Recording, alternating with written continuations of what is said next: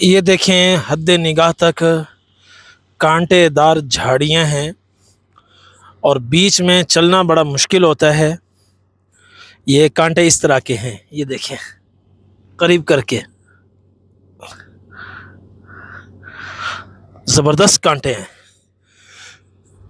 ایک روایت ہے حضرت ابی بن کعب رضی اللہ عنہ سے مروی ہے، فرماتے ہیں ایک مرتبہ حضرت عمر رضی اللہ عنہ نے ان سے پوچھا کہ ابی یہ بتاؤ، قرآن کریم میں اللہ تبارک و تعالی نے جا بجا تقوی کا حکم دیا ہے، یہ تقوی کی حقیقت کیا ہے؟ تو حضرت ابی بن کعب رضی اللہ عنہ نے فرمایا، عرض کیا، یا امیر المؤمنین هل سلکت طریقا فیہ شوک، امیر المؤمنین یہ بتائیے کبھی آپ کسی ایسے راستے پر چلے جس میں ہر طرف کانٹے ہوں؟ تو حضرت عمر رضی اللہ عنہ نے فرمایا بہت دفعہ چلا ہوں۔ تو پوچھا فماذا فعلت، وہاں آپ نے کیا کیا؟ تو حضرت عمر رضی اللہ عنہ نے فرمایا اشمر عن ساقی، سب سے پہلے تو میں اپنا تہبند سنبھالتا ہوں،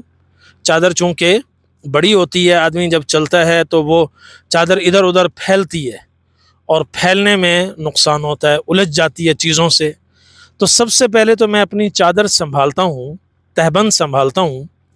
اور وانظر الی مواضع قدمیہ، اور جہاں پاؤں رکھنا ہے پھر وہاں دیکھتا ہوں،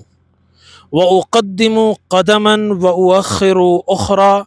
پھر سنبھل کر پاؤں رکھتا ہوں، سنبھال کر قدم رکھتا ہوں، مخافت ان تصیبنی شوکہ،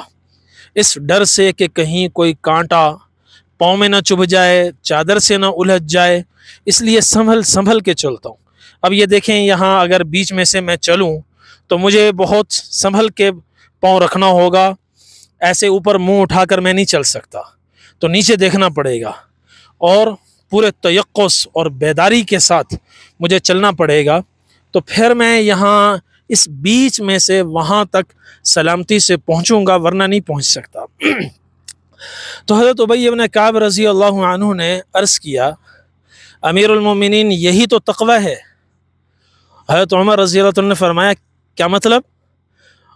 عرض کیا کہ دین میں سنبھل کر چلنا،